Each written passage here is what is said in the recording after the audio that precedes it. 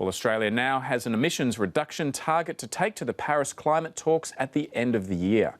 Cabinet has agreed to a reduction target range of 26 to 28% on 2005 levels by the year 2030.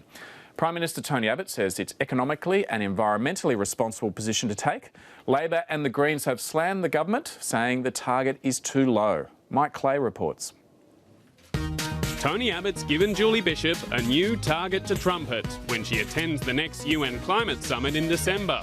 Our 2030 emissions reduction target will be in the range of 26 to 28%. This is fairly and squarely in the middle of comparable economies. So let's do the maths. How do we compare?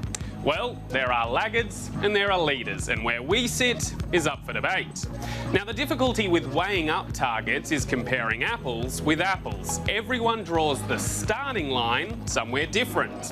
The earliest standard starting points are 1990 levels, so that's the reference point I'll be using. Leading the pack, we have rich old Switzerland promising to halve emissions by 2030. Norway and the EU have pledged a 40% cut. Japan is aiming for an 18% drop. The US, the world's second largest emitter, wants a 14 to 17% cut, but by 2025. Our neighbours across the ditch are aiming for 11%, Russia wants somewhere between that and 6%, and bringing up the rear in the developed countries is Canada, who are promising just a 2% reduction after a range of forestry accounting measures are discounted. But what about the largest emitter on the planet, China? Like all developing countries, China won't cut its emissions yet, but it says they'll peak by 2030.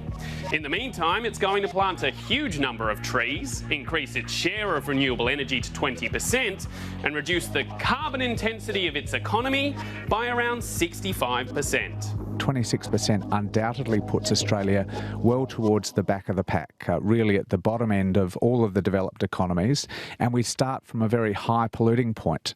Our targets sound pretty high until you convert them to 1990 levels, which makes our 26% reduction really 8%. Well behind Europe and well short of the 30 to 50% that the Independent Climate Change Authority recommends. Look, if we want to be up there with our trading partners, our allies like the UK and the USA, we need to be at least 40%. It would be better if we'd be closer to 50%. Targets are one thing. A roadmap to get there is another entirely. Economists say the government's direct action policy won't be enough without the cost to the taxpayer getting exponentially larger. The government says $200 million a year should do it.